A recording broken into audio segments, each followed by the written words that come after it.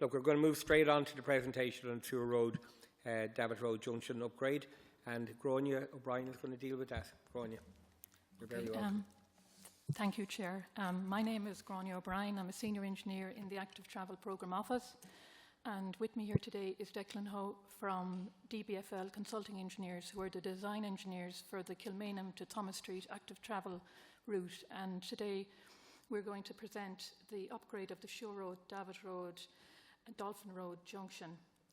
Its junction has very poor facilities for pedestrians and cyclists, and a lot of near misses with the Lewis. It's a very complex junction with 5 arms, and we hope that these improvements will help access for all modes of transport. I'll hand you over to Declan now. Hi everybody, so hopefully you can hear me okay, and thanks for giving us the opportunity to present the plans. So just to put it into context, as Gráinne alluded to, the Suir Road, Davitt Road junction upgrade is forming part of a wider scheme through Kilmainham and on towards Thomas Street. Part of it is already underway in an interim basis, and we're hoping to proceed with a more permanent scheme in the years to come.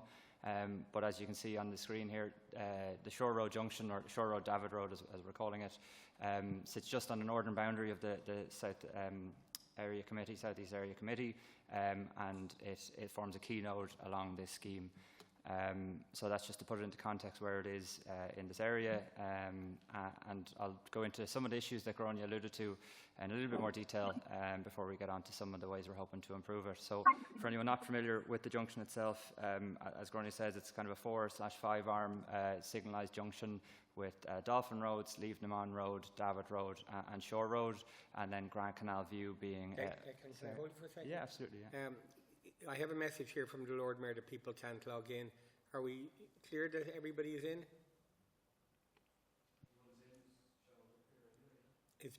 Is the Lord Mayor in there? Sorry about this, Declan. I just saw it.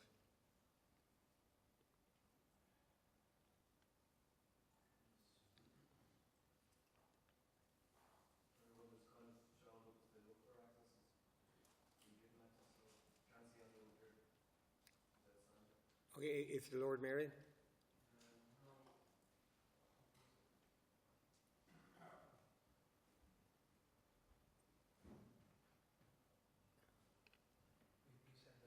Okay, John will.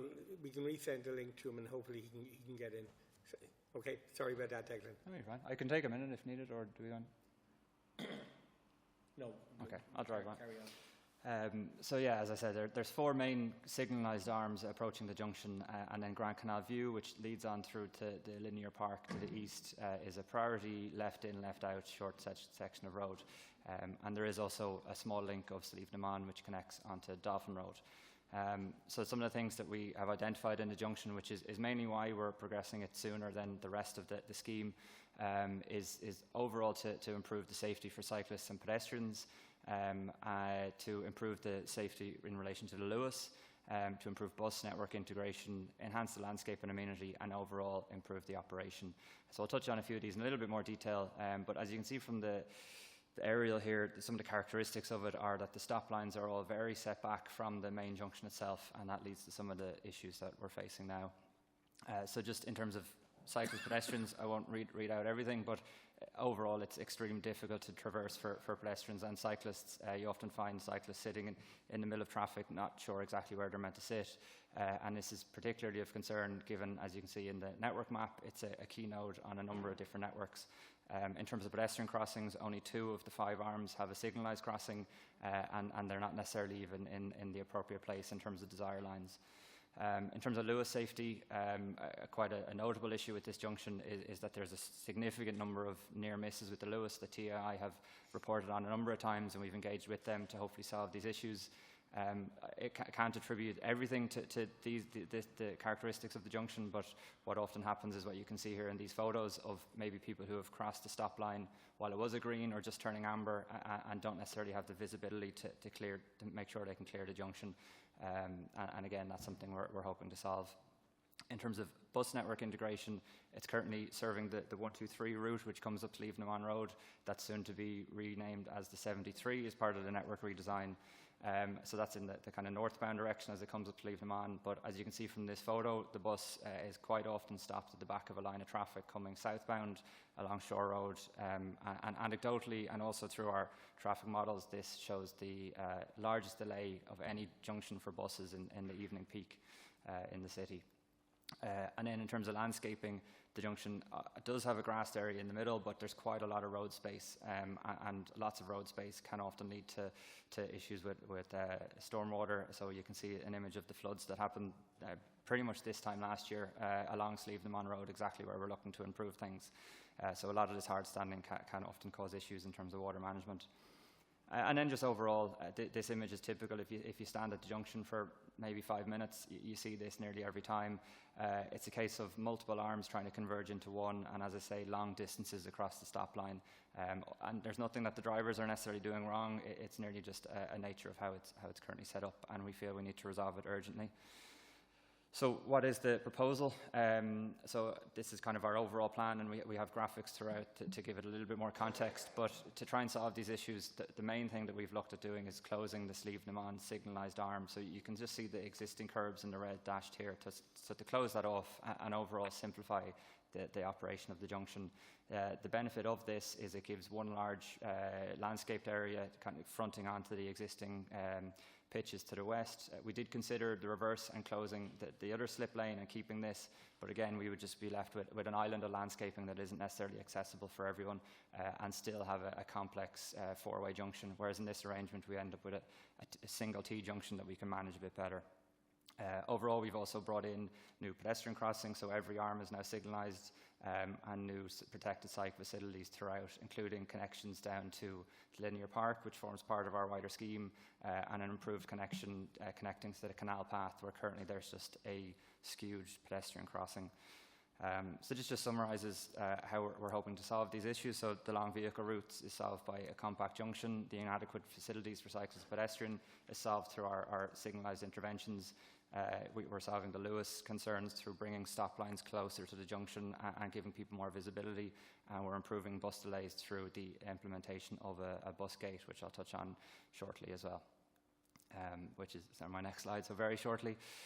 So the bus gate is one significant intervention, and it's something we put quite a bit of thought and optioneering into. So this is the Leave Them On slip lane, which currently exits out onto Dolphin Road, and currently all traffic can use it. What tends to happen is that people either coming up Dolphin Road may have turned off beforehand, or get to the junction and take the opportunity to take a quick left and a quick right to nearly skip the top of the queue, or likewise people could be coming through the residential areas to the south and come onto the Leave Them On Road.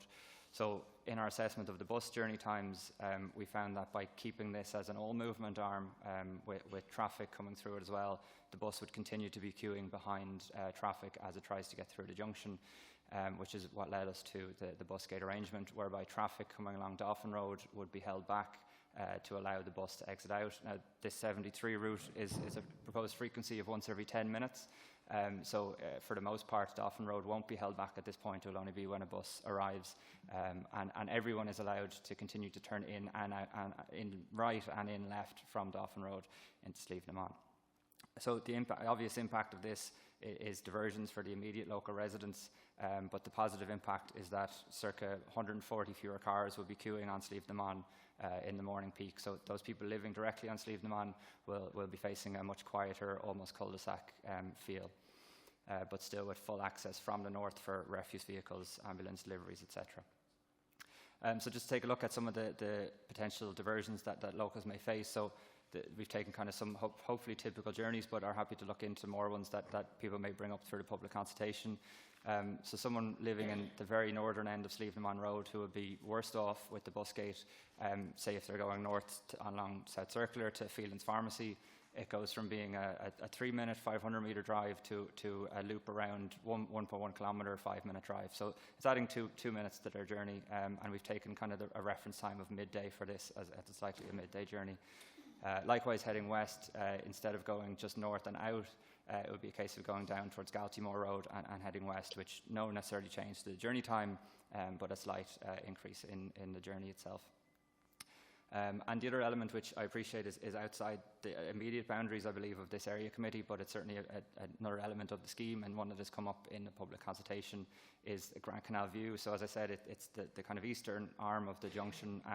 It leads to about 70 apartments and then a linear park route. So at the minute it's a left in, left out, which you can see the red dashed existing island. We're continuing to keep it as a left in, left out. But the big change is that they'll no longer be able to take a left, a quick right, and head north. So again, there will be diversions that they're facing, but we felt this is needed to remove potentially unsafe and turning movements so close to a junction. So again, going north, I won't dwell on too long, but it adds a minute driving, 600 metres of journey to go out and around Galtymore if they're heading north, and if they're heading west, it adds 300 metres and very little change to journey time. And I suppose to put it into context, rather than kind of the whole residential area of Slieve-na-Mon Road and everywhere to the south, there's about 33 cars made this journey in the 12-hour survey period. And then just coming home, they also have to go a little bit more out of their way with a kilometre detour. This is probably the worst diversion that we found based on our intervention through Galtymore and up Ben Bulben Road and approach from the west. But again, in the 12-hour survey period, there was only 20 cars entering into Grand Canal View. So we appreciate that it isn't just the local residents themselves, and even at the information event we held a week or so ago, some of the residents from further south were wondering whether we would be sending more traffic their way by closing this. And just to take some kind of points of interest to the southeast and south, most journeys can take an alternative route, and it isn't necessarily adding increased length or time, and if anything, it might actually remove people who would be running through, say, Galtymore Road and the likes to get to Slieve-na-Mon Road, where they know they can no longer get out. They'll have to stay, say, on Herberton Road and then come along the canal. So overall, we feel that we have achieved the objectives of trying to solve the pedestrian cycle issues with our improved signalisation, our improved segregated cycle facilities, and general disconnectivity across and through the junction. We feel we're improving the Lewis safety, as I said earlier, by bringing the stop line closer to the junction, allowing full visibility downstream of where you're hoping to go. So if there is queuing traffic beyond, you'll have a better idea to not enter the junction. And likewise, we have also realigned the Toucan crossing, or there's currently a pedestrian crossing which gives cyclists not necessarily a clear indication of where they're meant to sit when they're proposing to cross the Lewis line. So the Toucan crossing will hopefully formalise that a little bit more. In terms of bus journey times, our modelling shows that while it is potentially a longer route through the junction, the overall delays will be reduced per bus. So currently the southbound bus experiences close to 200 seconds on average of delay per vehicle when coming down the Shore Road, and that will be hopefully reduced to just over a minute, with the evening peak being around the same at 60 seconds. In terms of landscape and visual and amenity, these are some graphics from our landscape architect Orch, which shows the benefits of closing the Slieve-na-Mon arm and the ability to create a space for people to sit, to be active, and everything in between, and also to bring in some nature-based suds to control the surface water issues that have been noted at the junction. And then, as I say, overall, we're hoping that while the local residents around Slieve-na-Mon Road might be put out on a daytime period, about 1,000 fewer cars will be using their road. Yes, a lot of that traffic will be on Dolphin Road itself, but we've managed to balance the operation of Dolphin Road by bringing the stop lines much closer to the junctions, extending the two turning lanes, or the straight ahead and turning lane on Dolphin Road, and overall the junction is operating a bit better as it's currently operating over capacity. In terms of the ongoing public consultation, I understand that it's now been extended another 2 weeks. So we had the pre-consultation pack issued to DPOs. We've had 2 responses so far, which we're reviewing in the background. There was a leaflet drop to over 500 homes in the area. The consultation hub was published on the 13th of June, and we had our information event on the 20th of June, where close to 35 people showed up. And we actually had a great chat with them there. I appreciate that a lot of these are local issues, so it's always good to get the views of people who are exactly from there, just in case there's something that we've missed. But from the online submissions, we took account in the middle of last week.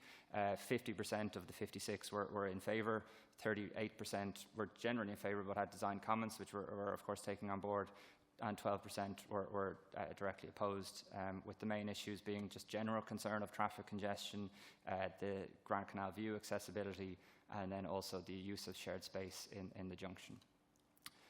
So that is a brief summary of where we are with our design and where we're hoping to go, and we'd welcome any questions. Okay, thanks very much, Declan and Gráinne. And just for those of you online, if you want to contribute, if you just raise your hand in the normal Zoomy way you do these things. Councillor Dunn.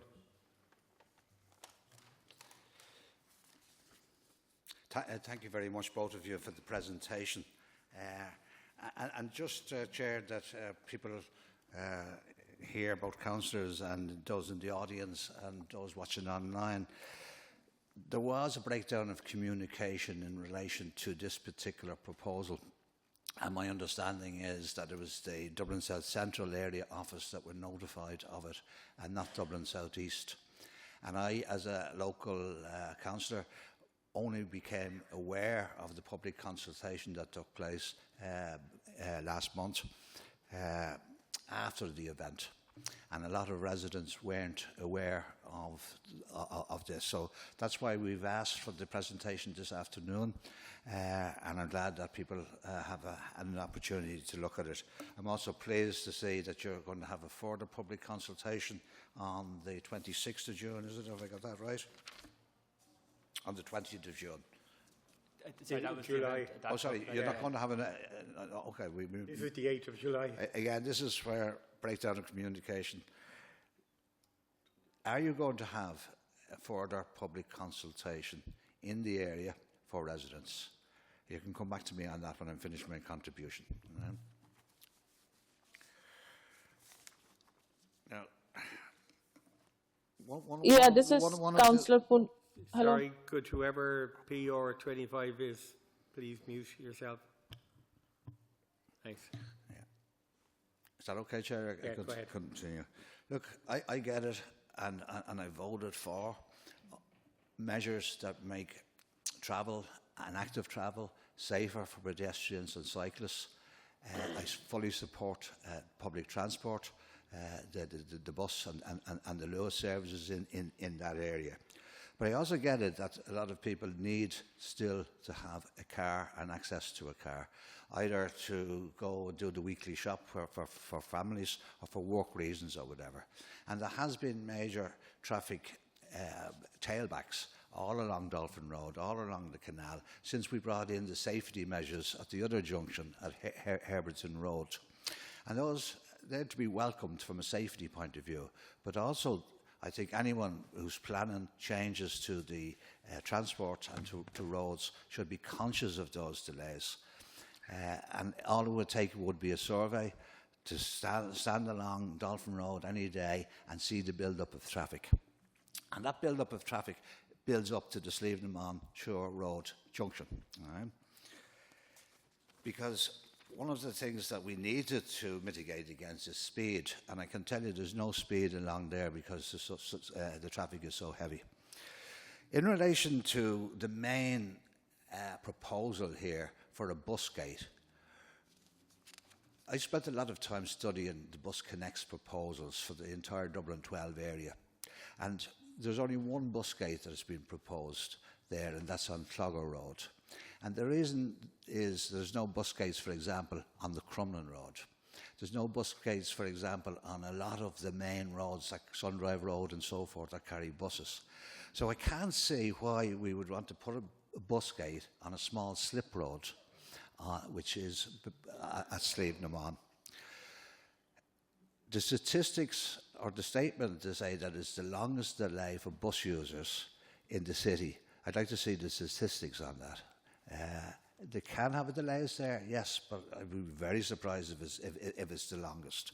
And the way to prioritise buses is what the NTA are doing in the Bus Connect's proposals, is to put in traffic lights with bus priority. So what I'm saying here is, instead of putting a bus gate on Sleeve-Lemon Slip Road, which in fact means that if you're on a bus that has come through Drimna and you're going on to down to the South Circular or to Rialto, you're going to have to go down a slip road. The bus then is going to have to come out onto Dolphin Road, which is full of traffic, wait at that junction before it turns right down Suir Road. A priority bus set of traffic lights would do the job much more functional and would not interfere with the freedom of people to move up and down that slip road, those who live immediately beside it and those who would be using it. And also look at it as an opportunity to improve both pedestrian and the cyclists in relation to that slip road. There's a number of other things I could go on in terms of detail, but what I'm asking is that once again you go back to the residents and engage with them. And I think that we can come, everybody wants to see better safety for cyclists, pedestrians, and indeed everybody that's using those junctions. So thank you very much, Chair, for bearing with me. But it is a very important issue for the people of Lower Drimna. One final thing. You used the expression rat run, that Sleeve-Lemon Road is a rat run. It is not a rat run. It's a main road. That is the main road out of Drimna. And there will be a very significant observation coming in from the Dynamic Drimna group. And I'm asking that when you receive that, you give it every bit of attention and take on board the comments that has been made by those residents. Thank you, Chair. Thanks. I have been asked to use the clock more, but I do also recognise that sometimes there are issues that require a longer contribution, and I think there has to be a degree of flexibility in relation to that, and also obviously in acknowledgement of your overwhelming support for my becoming chair. Councillor Flynn. Thank you very much, Councillor Lacey, and thank you very much for the presentation. Again, it came to my attention through people who were confused as to the times, particularly those in the disability organisations and those from the DPOs who wrote last night. I'm sure all the councillors got that correspondence. You didn't mention very much about the pedestrians in this particular presentation. You know, you mentioned a lot about traffic, and again, you mentioned that all in very general. Well, you didn't break it down into the specifics of each and every particular traffic mode, like bus, private car, and cycling. You know, again, in terms of the greening area, you know, I mean, again, this kind of terminology that's used, you didn't break that down. You know, who's going to be sitting beside a roadway? All of that needs to be kind of broken down and explained to us. In terms of the terminologies of rat runs and congestion, you know, a lot of the congestion in the city centre has now been identified because of the traffic signalling, which was changed during the pandemic and never changed back. So if you stand at those roads, or if you stand at any particular juncture and you look at the traffic lights, you may get 2 or 3 cars through and then it stops. Even when you have a bus gate situation, again, it can be problematic depending on who's in front or who's beside it. But to simply blame it on cars or traffic, you know what I mean, it's not the case. The case is that, so when you're doing this particular tranche of works, will the traffic signal be the same, you know, in terms of the city centre, you know, in terms of moving, you know, the flow of traffic along? It is a predominantly residential area, as is the city. The city is a predominantly residential area, and that needs to be really factored in as a paramount situation. Again, the impact of the works on the local community, and again, the diversions. I mean, your timing is saying like it's only going to add 3 minutes back on, but you know, in practice, you know, it adds a lot more on, you know, depending on the way it is. There's other situation too, is that this presentation is for noting. And what I'd like to know now is how much of this is being driven by the NTA, how much of it is being driven by Dublin City Council Traffic and Transport Department in Dublin City Council, and overall, who's actually paying for this? What is the cost of this? You know, which are really, really important. And finally, what do you hope to achieve? And then just finally, I think it's really important, Chairman, is that when we have big projects like this, that we get them in the context of what's happening in the overall city.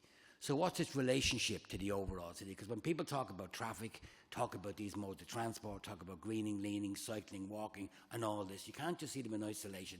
You must see them in terms of the bigger picture. Otherwise, you can be accused of salami slicing, which can give rise to a challenge in a court. So if all of those things can be addressed, I'd really appreciate it. But I'm glad to see that the consultation process has been extended, and I'd ask you to make an extra effort to speak with the DPOs and those particular individuals, and also to again, bearing in mind the hierarchy of pedestrians, that pedestrians are to the forefront of all of this. Thank you. Thanks, Councillor Flynn. Just to let you know, I have Councillor Kenny, Rain, Moore and Hayes in the next tranche. So, Councillor Courtney Kenny, and welcome to your first meeting of the Area Committee. Hi, can you hear me? Yeah, hear you loud and clear. 1 second. Sorry, I know you have to have your video on. I'm just having a little bit of technical difficulties in the middle of battling we can COVID. see you. Thank you very much. How is everyone today? Come here. So, I'm going to be very short and sweet. So, thank you very much, first of all, for that presentation. It was really good, really well put together. The proposal at the moment, you know, I've been with Dottie Doolan, who is the local councillor for that area. You know, residents are very concerned. He's met with the residents on Slieve and Amon Road, and they've real genuine concerns about the effects of the plan. I understand what you're saying about, you know, it's only a 2-3 minute, if not 6 minutes added onto their journey. But at the end of the day, that's where they live, and the residents are really starting to feel like there hasn't been enough time for a proper consultation. You said yourself, 35 people, although they showed up. You know, you should be looking for active participation, and the residents feel like they haven't been given enough time.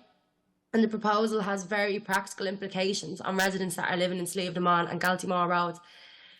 Also, the ability to leave and enter their homes is very much affected. Councillor Dottie Doolan has asked for Dublin City Council and the NTA to meet with those residents in good counsel for a focused meeting with the view to resolve these issues and challenges. And we'd just like to know where you would be on that. And just to kind of, you know, say again that residents are very confused. There's a lot of misinterpretation around dates. So just kind of solidifying all those facts would be really very much appreciated for the community going forward. Germa. Thanks, Courtney. And thanks, Courtney. And the next speaker is Councillor Rain. And welcome also to your first meeting of the South East Area Committee. Thanks, Dermot, and good afternoon, everyone. So, as per my knowledge, obviously I don't live in that area, but most of the residents did write to me, and I know Senator Mary Suir Kearney lives there as well, so she has also sent her observations and what she thinks is going to create a lot of discomfort and unrealistic approach from the point of view of the residents, is my understanding. I believe there were leaflets dropped, but they were very sporadic in the sense not all residents received them, number one.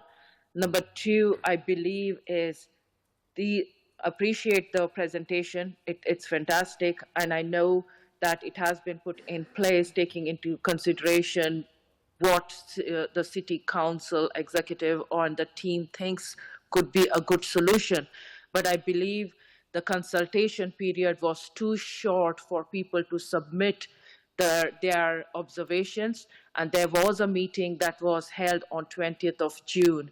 But people did not have enough time to submit the consultations, okay? So that is one observation, and I think we need to take that into consideration. Number two, I believe there is going to be a loop around for traffic that comes about in the Slavelum Road, and if that cannot proceed, they will be turned backwards down the road, adding to the kiosks on the road and outside houses number 5 and onwards, and they will have a knock-on effect onto Dolphin Road. The right turn and the left turn of bus route 123 from Slieve Road into Dolphin Road across 2 lanes of traffic. They are steep turns and make it very impractical. This will backlog traffic onto Dolphin Road and back onto the canal. the triangle of green area will be one way and would force more traffic turning left from Dolphin Road into Slivermont Road. So these are some of the observations, and I know there is a big list there, but what I am asking is, should we not give enough consideration before we go ahead with the implementation plan? My understanding already of the Bus Connects plan in the areas of Radgar and Terrinor and that side has already raised lots of concerns from the residents. Should we now not be a bit careful about our implementation of these plans, which will be permanent plans, and there is no way to go back and rectify them, because when it comes to rectification or correction, it takes more money, more funding, more time, more observations, consultations. So I would just request that we as new councillors be given an opportunity to listen to the people, and maybe we can produce our own observations and processes and put it forward, because that, I believe, would be a good way of putting this in place. I'm not doubting, I'm sure there's lots of work behind the scenes that has happened in this presentation today and the plans, but I also think it would be the right approach that we collectively agree. There are 63 councillors, and I think many of us should agree on a plan which is going to make a difference to the community. So this would be my approach and my request, and thank you, Chair, for the time. Thank you, thank you, Councillor Rain. Councillor Carolyn Moore. Thanks, Chair, and thanks for the presentation to the team. I think there's lots to be welcomed here in terms of the overall ambition to improve this junction, which I absolutely hate having to cycle through, because the issues that were identified in the presentation are a very, very real and very nerve-wracking thing to experience on a bike when you don't have that intuitive sense of where you should be positioned and whether one circuit of the lights can actually get you safely through the junction. And then just in terms of my own personal support for any measures that will improve our bus services, I think again the ambition to improve the efficiency and reliability of the 123 or the soon to be 73 is also definitely welcomed. And from a resident's point of view, I think certainly 1,000 fewer cars potentially using Slievena Road has to be a good outcome. I would like to just ask, the public realm enhancement is obviously very welcome again as well. Is this part of the project actually guaranteed, and will it be delivered concurrently?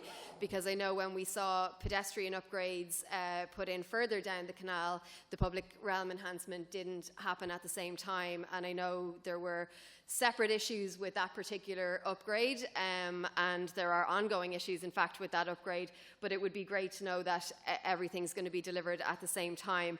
As others have said, there were definitely issues with the communication of this, and how effectively we were able to flag that open, that information evening with all local residents.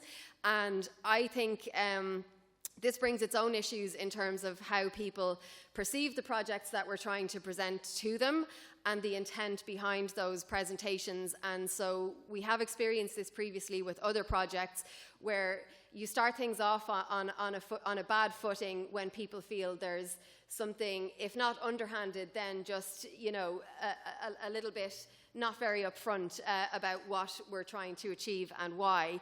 Now, other reps have already touched on the concerns that local residents have, and I do know and accept that a big one is the worry that the traffic that builds up on Dolphin Road is going to start taking a left turn and make Slievena Road a worse rat run, if you want to use the term, than it currently is.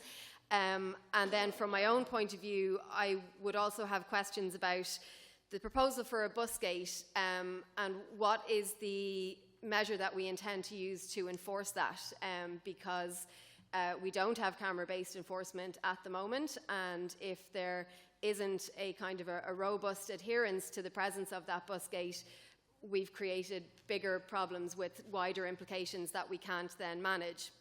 And to Councillor Dunn's point, what happens to the bus after it hits the traffic that might be built up coming down from the junction. So are we putting in a measure that's going to speed up the bus for a certain amount of the road, but it's going to inevitably hit a patch of traffic then?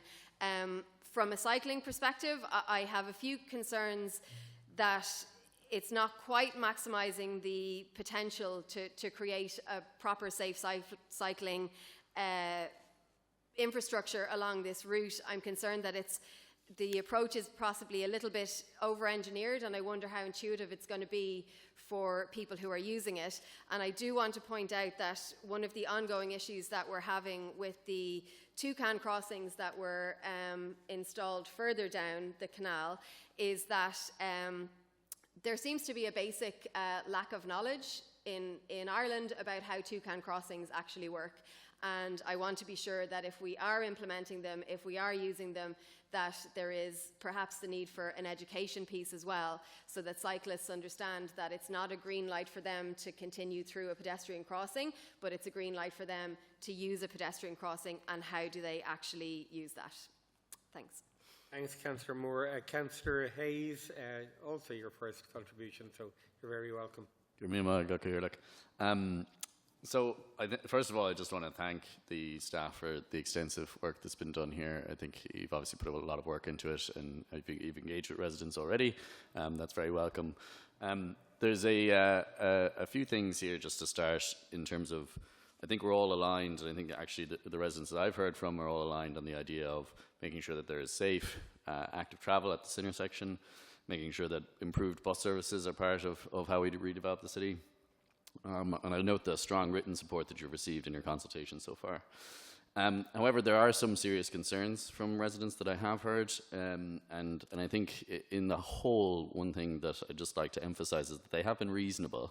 It has been a reasonable contribution of question marks around how these different roads will lead to different traffic congestions, what it will mean for them, what it will mean for people with disabilities or older people, and how they will be able to get around the city. So I think I just encourage you to engage in that more extensive process in terms of consultation for another 2 weeks. I think also just a few questions. The one, you did mention some drainage issues. I know you had that screenshot of 2023 where it's particularly bad flooding. I'm just wondering if there's drainage works that are going to be conducted as part of this. And I know that there is some in terms of the landscaping. But also if there's any other, one of the things that just strikes me about the entire process and that entire intersection is that it is bigger than just one road or one intersection. That this kind of it is notoriously a bad intersection for everybody that goes down it.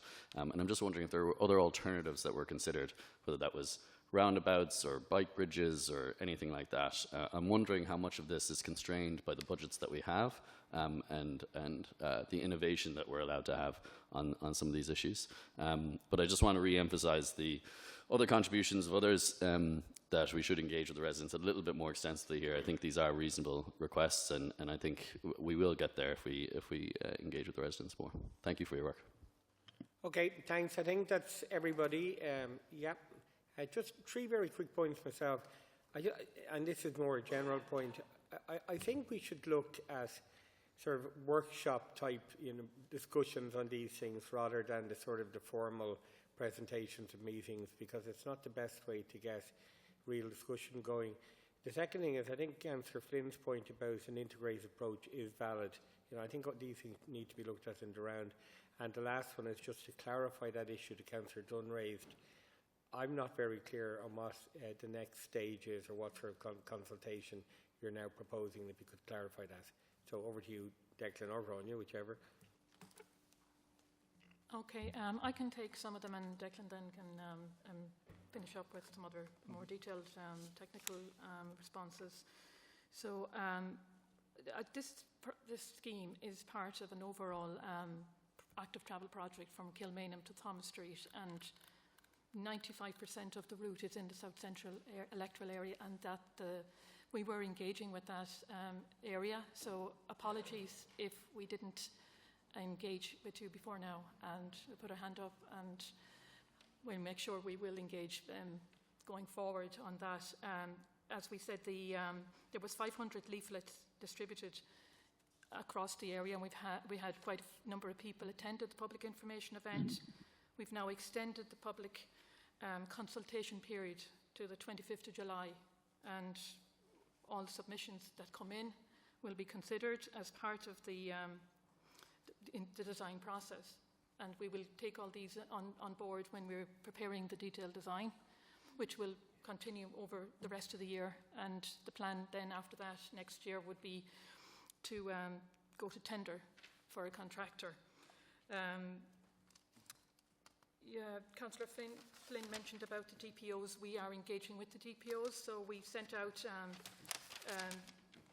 to 11 DPO organisations on the 7th of June accessible description of all the designs and the design drawings and an easy read project summary. And we've got responses from 2 organisations, and we will take all those submissions that have come in, and we will engage with them further, and we will be engaging with them all the way through the design of this project. We can look at doing another public information event. We will go back and talk to the comms team or meet a focus group in the Good Counsel GA Club if necessary, if that might just work better. So we will talk to their comms team and come back with a response on that. Councillor Rain mentioned about leaflets were very sporadic, and I'm disappointed to hear that, and we'll check that out with our distributor on that and what happened. We will look at about, with regard to the bus gate, it is up to the Gardaí to enforce it, but I suppose we also, and the Junction crossings that was mentioned by Councillor Moore, and how people may not have knowledge about using the crossings, we will look and talk to our comms team about possible behavioural change campaign for that. I can take on from there. And again, in terms of the nuances of the design, I suppose it is hard to get a lot of these details into a 10-minute presentation when we kind of need to give the whole context, because I know you were asking how it sits within the context, and as Gráinne alluded to there, it is sitting within this Kilmainham to Thomas Street cycle scheme. We did a strategic assessment report to kind of give the need for the scheme and that it's warranted in terms of funding, and nearly did its own kind of mini one for the Shore Road Junction, just in case it goes ahead in isolation. As you say, we don't necessarily want something to be kind of sitting on its own, not in a wider scheme. But it's nearly the reverse in the sense that if we don't do anything with Shore Road quickly, the existing problems will keep getting worse and worse while we're waiting to design the other kind of 3 kilometres of a scheme that will hopefully come, and hopefully it is an improvement in isolation.